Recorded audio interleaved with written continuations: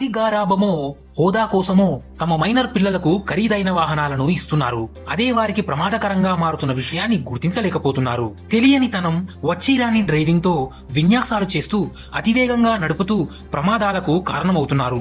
ఈ ఘటనల్లో కొందరు ప్రాణాలు కోల్పోతుంటే మరికొందరు ఇతరుల ప్రాణాలు తీస్తూ బాధితుల కుటుంబాలు తీరని ఆవేదనను మిగులుస్తున్నారు.